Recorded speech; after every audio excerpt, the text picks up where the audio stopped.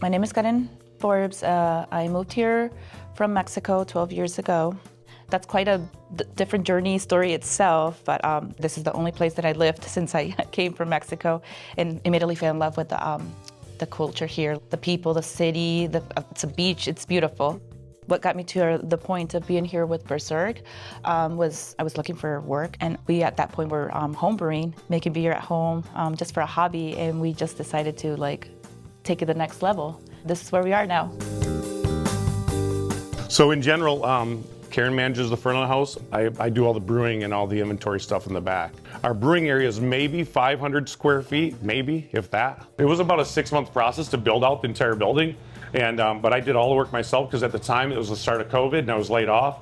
I used to be an engineering manager and worked in automotive for 33 years, and I made way, way, way better money doing manufacturing than what I make in this, but this is more of a passion.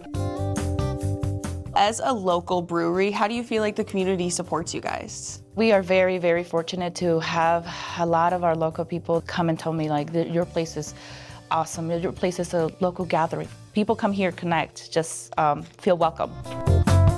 This wall was designed by one of your tattoo artists. Can you tell me about who designed that and the process of that? Yeah. She's never done any type of art like this, and it's the girl that does. I have a lot of tattoos.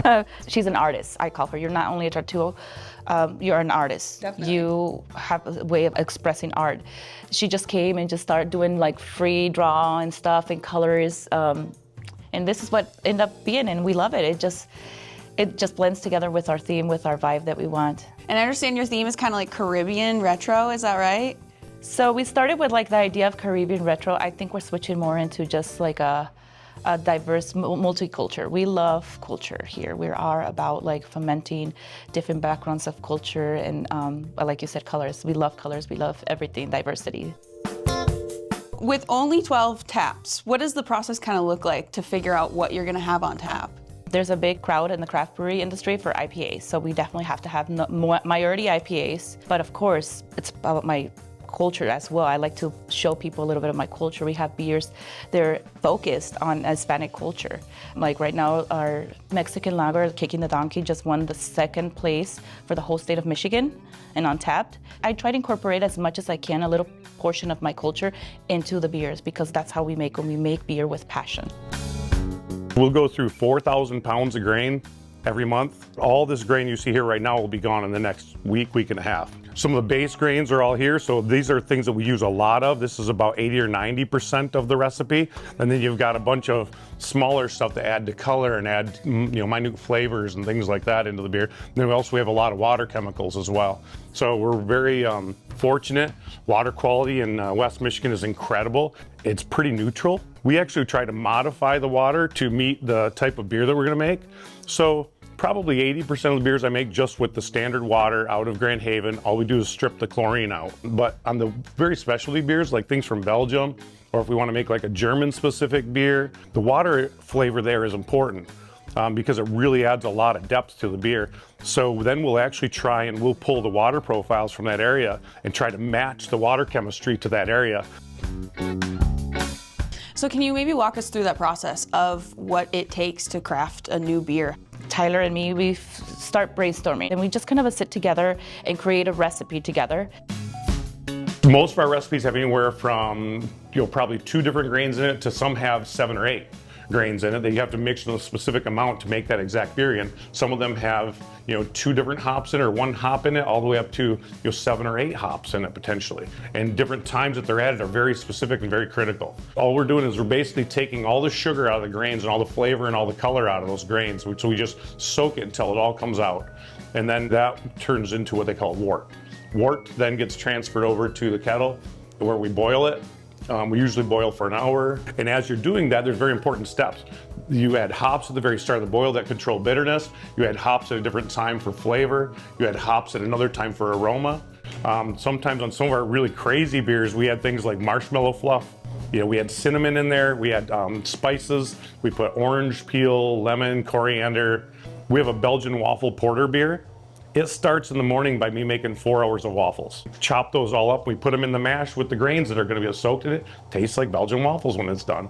It was so sweet the first time we made it, we almost dumped it. Right away we had to say, okay, how are we gonna make this come back a little bit. You don't want to add hops to make it bitter. That's going to be horrible. So we added coffee. We went to Magnum Roastery and we picked out our favorite coffee blend, and it tasted incredible. It cut the sweetness just right. We took that beer to Eastern Market Festival for Detroit, and it was announced at the Detroit Free Press, and it was gone in 1 hour. Oh, whoa. And then let me show you where it goes after we keg it. So this is our cooler. I built this cooler when we added it onto the side of the building, and then we ran all the draft systems and stuff ourselves. And so it's about as big as I could accommodate. As you can see, there's a lot of beer in here in storage, because when we make a single batch of beer, if it's a 7-barrel batch, it will make 14 of these kegs, 14 half barrels in one batch. And then basically then the empties, once they empty them over there, it gets distributed, all those lines go out to the bar. It goes underground for about 80 feet. And then we take the empties, put them over here, and I have to clean them, and then the whole process starts over again. What is your favorite part about being a part of the craft beer community here in West Michigan?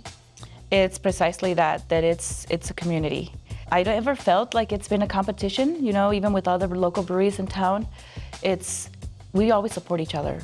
We send people to each other. In the summer, there's people that come here just for the destination for breweries and the beach, and we make it a purpose to, hey, have you been to Armory? Have you been to Otsett? Have you been to other places around? So we're always like helping and supporting each other. We move a lot of beer through some of these local places.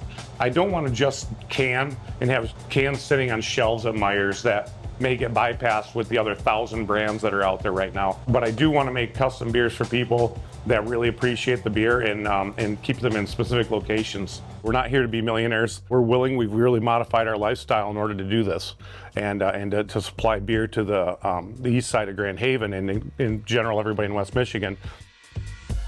This is what it is. This is what we are in this industry together. It's not a competition at all. We're all in it together.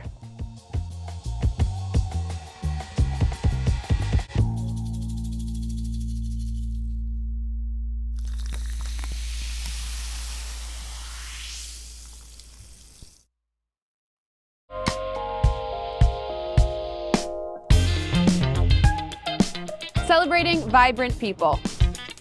Captivating places. And remarkable things. This is Living West Michigan. I'm all about you.